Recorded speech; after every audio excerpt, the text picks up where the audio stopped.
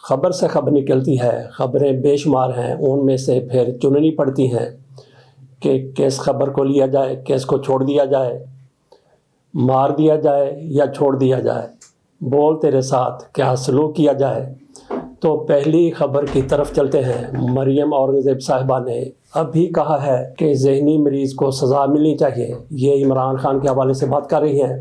سرفراز بگٹی بھی ابھی بولے ہیں، ان کی طرف سے کہا گیا ہے کہ بلوچستان میں سیکیورٹی حالات درست نہیں ہے۔ کس کو نہیں پتہ کہ بلوچستان میں سیکیورٹی حالات کتنے خراب ہیں۔ اسی بنا پر انہوں نے کہا کہ وہاں پہ بلوچستان میں بلدیاتی انتخابات نہیں ہونے چاہیے، پہلے جیسے یہ بڑی تیاری کر کے بیٹھے ہیں۔ اور پنجاب میں جس طرح سے کہا جاتا ہے کہ حالات بہت ہی خوشگوار ہیں، بڑے زبردست ہیں، پرامن صورتحال ہے، تو یہاں پہ کون سے انتخابات ہوئے پڑے ہیں۔ یہاں کی حکومت بھی یہی کہتی ہے کہ انتخابات کو ملتوی کیا جائے، اور پھر چیف الیکشن کمشنر صاحب وہ دھمکی دیتے ہیں، تڑی لگاتے ہیں کہ 1 مہینے کے اندر اندر تیاری کر لیں، نہیں تو پھر ورنہ وہ کہتے ہیں کہ انتخابات کو مزید مؤخر کر دیا جائے گا۔ اور انہوں نے پھر ایک مرتبہ 3 مہینے دے دیے۔ 3 مہینے کے بعد کیا ہوگا؟ اسی طرح سے شرجیل میمن کی طرف سے کہا گیا ہے، انہوں نے کہا کہ سب سے زیادہ مظالم سہے کس پارٹی نے؟ تحریک انصاف نے؟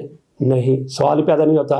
مسلم لیگ نون نے؟ انہوں نے تو کبھی مظالم سہے ہی نہیں ہیں۔ تو مولانا فضل الرحمان کے ابا جی کی پارٹی نے، ان پر بھی ظاہر ہے کہ 1971 میں ذوالفقار علی بھٹو نے ان کی حکومت توڑی تھی، تو ANP نے، ان پر بھی ظاہر ہے کہ ان کو بھی جیلوں میں رکھا گیا۔ لیکن یہ کہتے ہیں شرجیل میمن کہ سب سے زیادہ مظالم پیپلز پارٹی نے سہے، لیکن کبھی سازش نہیں کی۔ یہ کون کہہ رہے ہیں؟ یہ شہد والے بھائی، جن سے شراب پکڑی چیف جسٹس نے، اور جب معائنہ کیا گیا، چیک کیا گیا، تو شراب نہیں بلکہ وہ شہد نکل آیا۔ اس میں سے لگتا ہے کہ ایک بوتل ثاقب نثار صاحب بھی اپنے ساتھ لے آئے تھے، اور وہ شہد کا قطرہ قطرہ پیتے رہے، گھونٹ گھونٹ پیتے رہے۔ بہرحال بات کر رہے تھے شرجیل میمن کی، انہوں نے کہا کہ سب سے زیادہ ظلم پیپلز پارٹی نے سہے، لیکن کبھی سازش نہیں کی۔ سازش کس کو کہتے ہیں؟ تو آل ذوالفقار، ان کے کس نے بنائی تھی؟ ہم یہ نہیں کہتے کہ کیا ان کے ابا جی نے بنائی تھی، ان کے والد محترم نے بنائی تھی، کس نے بنائی تھی؟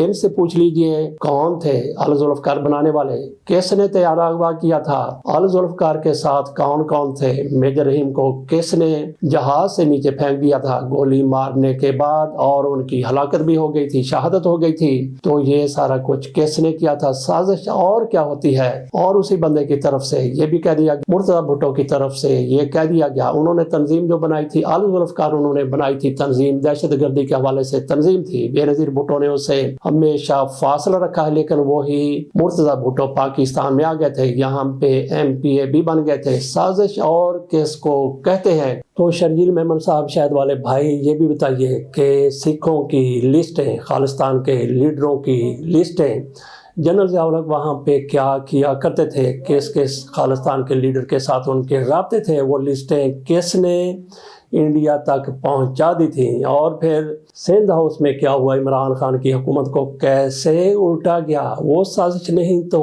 اور کیا تھا۔ مریم اورنگزیب صاحبہ کی طرف آ جاتے ہیں۔ ان کے وزیروں کو خوش آمد کے چاپلوسی کے دورے پڑے ہوئے ہیں۔ DG ISPR صاحب کی طرف سے عمران خان کے بارے میں اور سہیل افریدی کے بارے میں جو کچھ کہا گیا، اس پر ہم پہلے بھی بات کر چکے ہیں۔ تو وزراء کی طرف سے کیسے ہم تال ہو کے، ہم آواز ہو کے اس پر لے اٹھائی گئی، کس طرح سے عمران خان کی کردار کشی میں وہ آگے آگے نظر آئے۔ اس حوالے سے خبر لگی ہے کہ DG ISPR کی حمایت میں مسلم لیگ نون کے وزراء بول پڑے۔ کیسے بولے ہیں؟ خواجہ آصف بولے ہیں، حنیف عباسی بولے ہیں، آحسن اقبال بولے ہیں، اور اس کے ساتھ ساتھ جیسا بتایا کہ مریم اورنگزیب صاحبہ بولی ہیں۔ خواجہ آصف نے کہا کہ عمران اور ان کی جماعت اب پاکستان کے ساتھ نہیں کھڑے۔ DG ISPR اس سے بھی زیادہ شدت سے بولتے تو حق بجانب تھے، یہ آحسن اقبال کی طرف سے کہا گیا۔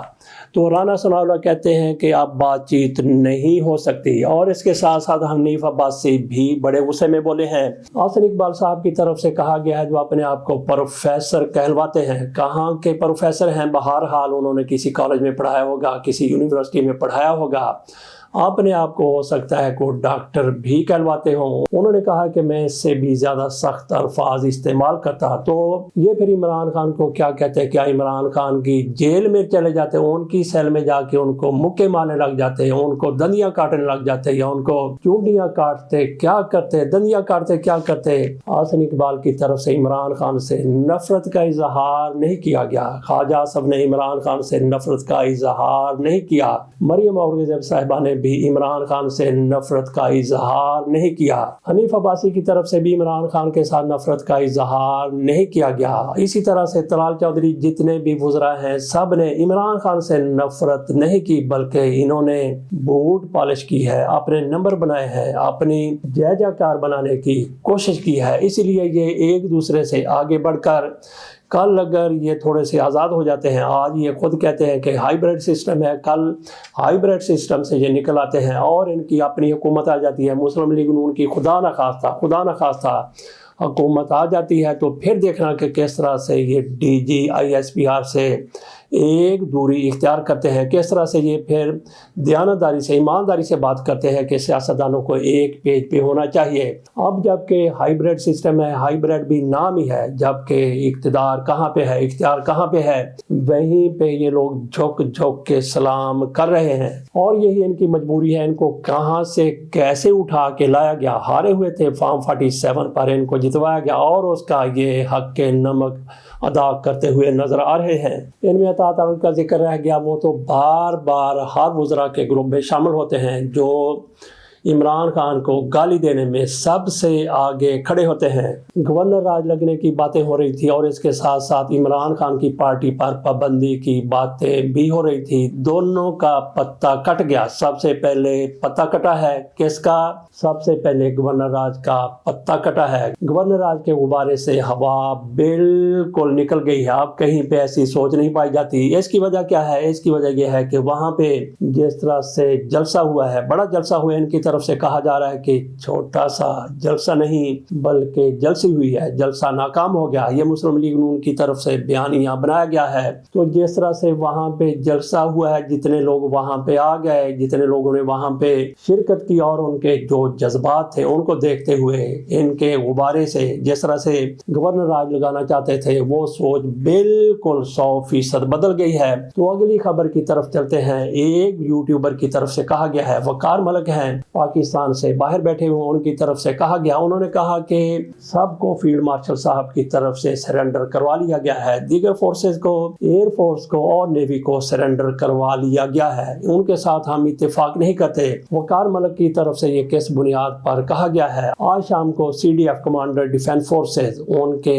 آنر میں ایک زبردست قسم کا گارڈ آف آنر دیا گیا، تینوں فورسز نے ان کو گارڈ آف آنر دیا۔ تینوں فورسز میں شامل ہیں پاک بحریہ، پاک فضائیہ، جبکہ ان کی کمانڈ میں دیگر 2 افواج بھی شامل ہیں، اور ان میں ایک راکٹ فورس ہے اور اس کے ساتھ ساتھ اسٹریٹجک فورس بھی شامل ہے۔ 5 فوجوں کے وہ کمانڈروں کے کمانڈر بن گئے ہیں، اور وہاں پہ جو ایک عظیم الشان ماحول نظر آیا، بہت ہی زبردست ہوا کہ انہوں نے اپنے ساتھ پاک بحریہ کے اور پاک فضائیہ کے سربراہان کو بھی ساتھ کھڑا کیا، ایک لیفٹ سائڈ پہ تھے اور دوسرے رائٹ سائڈ پہ تھے۔ یہاں پہ ہم سینیارٹی کی بات کر رہے ہیں تو سب سے سینئر بڑی فوج ہوتی ہے اور اس کے بعد نمبر آتا ہے، ناظرین آپ خود بتائیے کہ کس کا نمبر آتا ہے، ایئر فورس کا یا بحریہ کا؟ تو جن لوگوں کو پتہ ہے اس حوالے سے جانتے ہیں، ظاہر ہے ان کو پتہ ہے، لیکن اگر آپ کو ابھی تک نہیں پتہ تھا تو پھر ان کے لیے یہ ہے کہ سب سے سینئر بڑی فوج ہے، اس کے بعد نمبر آتا ہے پاک بحریہ کا، اور اس کے بعد پھر پاک فضائیہ کا نمبر آتا ہے۔ فیلڈ مارشل صاحب کے ساتھ ڈائس پر موجود تھے ایئر فورس کے چیف سدھو صاحب اور ان کے ساتھ نوید اشرف صاحب ایڈمرل پاک بحریہ کے۔ تو ایک عظیم الشان قسم کا یہ مظاہرہ دیکھنے میں آیا کہ تینوں فورسز کے سربراہان وہاں پہ موجود ہیں اور سلامی تینوں فورسز کے سربراہان کو دی گئی، جبکہ گارڈ آف آنر کا معائنہ اکیلے فیلڈ مارشل صاحب کی طرف سے کیا گیا۔ اس چیز کو دیکھتے ہوئے اسی پر تبصرہ کیا ہے وقار ملک صاحب نے، انہوں نے کہا کہ دیکھیں کس طرح سے انہوں نے سرنڈر کروا لیا، میں نہیں سمجھتا کہ یہ کوئی سرنڈر کروایا گیا ہے، بلکہ یہ ایک بڑا زبردست قسم کا سٹانس سامنے آیا، ایسا ہی ہونا چاہیے۔ انہوں نے جب کمانڈر کا عہدہ سنبھالا، اور کسی کے لیے بھی یہ پہلا کمانڈر کا عہدہ تھا، انہوں نے دیگر فورسز کو بھی اپنے ساتھ کھڑا کرنا مناسب मुनासिब समझा और यही मुनासिब था। आप फील्ड मार्शल साहब की शख्सियत से, उनकी कारकर्दगी से इख्तलाफ करते हैं तो अपनी जगह, लेकिन ये उनकी तरफ से जो कुछ किया गया, मेरा ख्याल है कि उन्होंने बहुत ही अच्छा किया है, लेकिन कुछ लोगों को ये पसंद नहीं आया। इसी तरह से एक कोई गौहर भट्ट साहब हैं, शायद अमेरिका में होते हैं, उनके वीलॉग से तासर यही मिलता है कि वो अमेरिका में होते हैं। उनकी तरफ से कहा गया कि शहबाज गिल दम दबाकर भाग गए, आंखों देखा हाल। जब उनकी वीडियो पर ये मैंने थंबनेल देखा तो मैंने ये सोचा कि हो सकता है कि शहबाज गिल साहब के साथ इनका कोई टकरा हुआ हो और इन्होंने नारे लगाए हों, नवाज शरीफ जिंदाबाद, मरियम नवाज शरीफ साहिबा जिंदाबाद, शहबाज शरीफ जिंदाबाद, बिलावल भुट्टो जरदारी जिंदाबाद। तो ये नारे सुन के शहबाज गिल साहब वहां से खिसक गए हों। जब उनकी वीडियो देखना शुरू की तो उन्होंने कहा कि शहबाज गिल ने पूरा जोर लगा लिया था। वो कहते थे कि फील्ड मार्शल साहब की मुद्दत मुलाजमत खत्म हो गई है, बतौर आर्मी की वो कंटिन्यू नहीं कर सकेंगे और उनके जर्नलों के साथ कितने ज़्यादा इख्तलाफात हैं और वो CDF नहीं बन सकेंगे। देखें, आज उन्होंने गार्ड ऑफ ऑनर का मुआयना कर लिया, आज वो CDF बन गए, आज उन्होंने गार्ड ऑफ ऑनर ले लिया। तो शहबाज गिल कहाँ पे नजर आए? शहबाज गिल ने जो कुछ कहा था वो सारा झूठ था। तो इस तरह से उन्होंने भी ऐसा तासुर देने की कोशिश की कि जैसे उनका और इनका मुकाबला हुआ और शहबाज गिल साहब अपनी जगह से वहां से खिसक कर चले गए। तो इस तरह का इनकी तरफ से थंबनेल दिया गया था।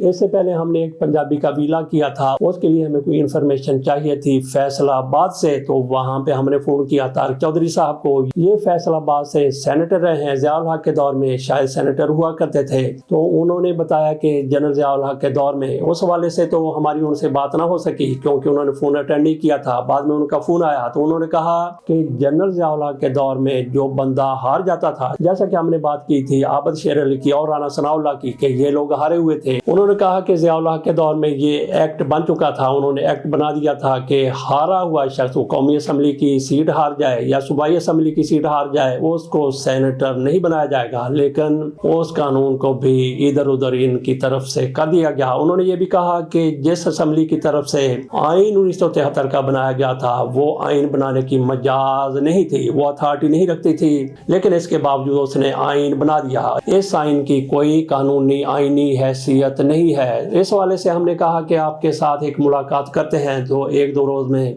उनसे मुलाकात करेंगे, उनसे पूछेंगे कि कैसे वो असम्बली गैर कानूनी थी। इजाज़त दीजिए, अल्लाह हाफिज।